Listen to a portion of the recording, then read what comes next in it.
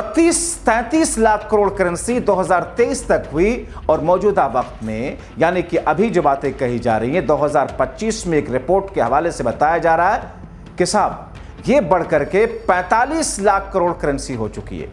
अब आप सोचिए, जिस कैशलेस इकोनॉमी की बात प्रधानमंत्री नरेंद्र मोदी ने की थी, क्या महज वो जुमला नहीं था? ठीक वैसे ही जैसे उन्होंने कहा कि हम विदेशों में स्विस बैंक में जमा हुए काले धन को वापस ले आएंगे, देश के हर शख्स को 15-15 लाख रुपए मिल जाएंगे, जिसे अमित शाह ने कहा साहब वो तो चुनावी जुमलेबाजी थी। और चुनावी जुमलेबाज तो राजनेता होते ही हैं। ये और बात है कोई कम होता है, कोई ज्यादा होता है। ये और बात है कि प्रधानमंत्री नरेंद्र मोदी जी की बातों को अगर देख लिया जाए, ठीक वैसे ही जैसे अमेरिका में राष्ट्रपति डोनाल्ड ट्रंप को लेकर के वॉशिंगटन पोस्ट ने एक रिपोर्ट छापी थी, उनके झूठे बयान को लेकर के, असत्य बयान को लेकर के वॉशिंगटन पोस्ट की रिपोर्ट थी।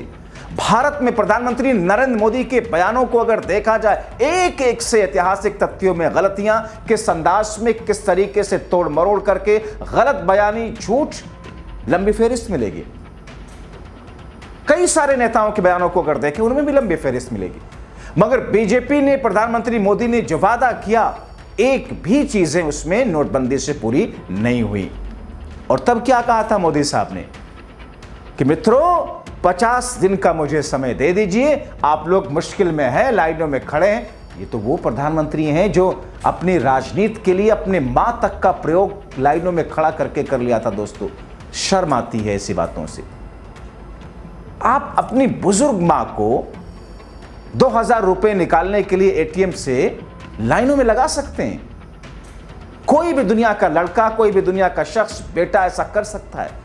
और वो भी जब आप प्रधानमंत्री के पद पर हो, आपको कोई जरूरत नहीं है, आपकी मां को इस 2000 रुपए की जरूरत नहीं।